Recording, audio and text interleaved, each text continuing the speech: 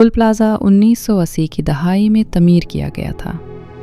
दहाइयों के दौरान ये एक वासी और घने तजरती मरकज़ में तब्दील हो गया, जहां 1000 से ज़्यादा दुकानें और गोदाम मौजूद थे। तजरती मरकज़। ये प्लाज़ा कराची के मुतवस्सित तबके के लिए मुख्तलिफ़ अशिया ख़रीदने की जगह था, जैसे लगेज बैग्स, बर्तानों, खिलौने, अप्लायंसेस और इलेक्ट्रॉनिक्स, जिसकी मालियत लाखों में थी।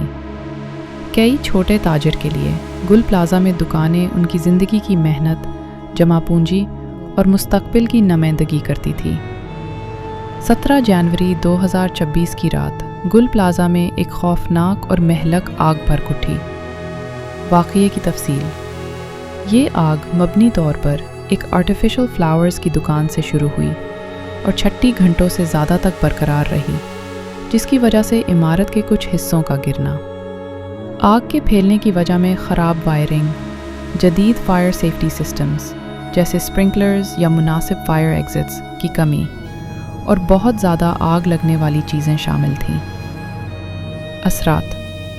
इस हादसे में कम से कम 14 लोग हलाक हुए और दर्जनों लोग लापता हैं। 100 से ज़्यादा दुकानें जल गईं, जिससे ताजरों को भारी माली नुकसान पहुंचा, और इसे पिछले कई सालों के सबसे बड़े मार्केट नुकसान के तौर पर बयान किया गया। रद्द अमल और बाद के इक़दामात। इस मालिया पर हुकूमत के देर से जवाब और शहर में नाकाफ़ी फायर फाइटिंग इंफ्रास्ट्रक्चर पर तनकीद हुई।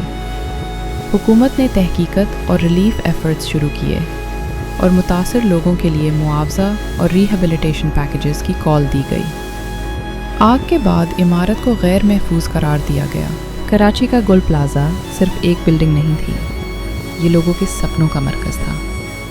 दुकानदार, शॉपर्स और उनकी रोज़मर्रा की मेहनत। हर कोने में हंसते बसते, हर दुकान में कहानियाँ और हर इंसान में उम्मीद भरी हुई थी।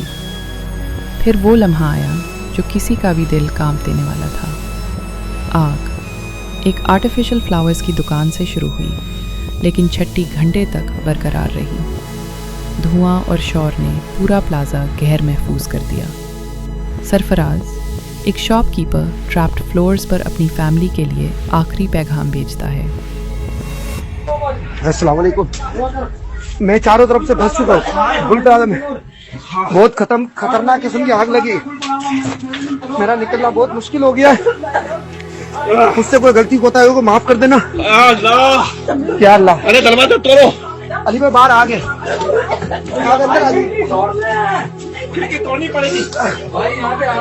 आगे अली भाई आगे। माओ की दुआएं, बच्चों के आंसू और बुजुर्गों का रुखा चेहरा, हर तरफ दर्द और निराशा। लोग एक दूसरे का हाथ थाम रहे थे। सिर्फ इंसानियत का जज्बा बचा हुआ था। कई लोग अब तक हलाक हो चुके हैं, दर्जनों लापता। 100 से ज़्यादा दुकानें जल गईं और छोटे ताजरों का सारा सपना राख हो गया।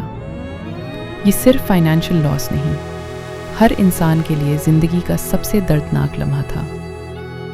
जो लोग इस हादसे में वफ़ात कर गए हैं, अल्लाह ताला उन्हें जन्नतुल फिरदौस में आला मुकाम अता फरमाए और उनके घर वालों को सब्र दे। आमीन।